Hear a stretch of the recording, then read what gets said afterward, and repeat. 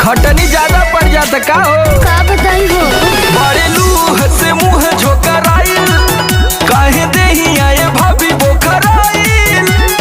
गरमी तो तमाए जो दमरे लागल बा ना फूल चैत में बढ़ल परे तरह धक्का धक चलत थरे सरह चैत में बढ़ल परे तरह धक्का धक चलत थरे भूसा तो फटफटाई के फेंकत होई।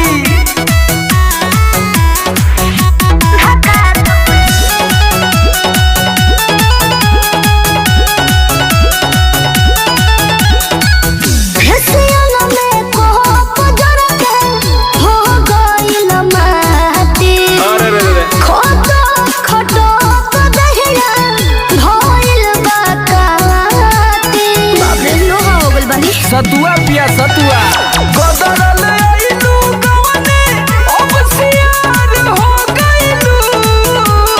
दुइए दिनवा गवले थक के बिलार हो गइलू।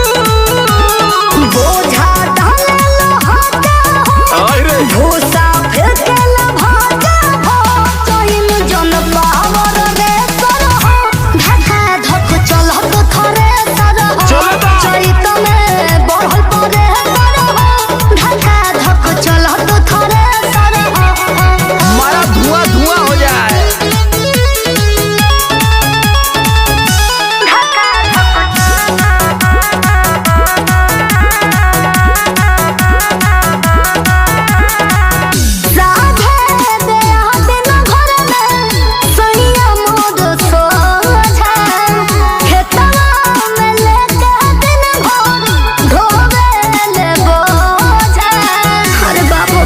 डिगिरिया खराब ना जाई कइले बारू बीटक महटराइन हो जाइबू।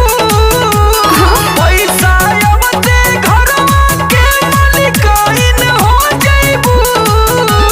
घर में रोजा होता लोग झम बतिया सुने न समझवा लोग बलम के अलग में तरह धक्का धक चलत थरे सरह चैत में बढ़ल परे तरह धक्का धक चलत थरे सरह। अरे तो थ्रेसर 5G है ना, धक धक धक धक चलला।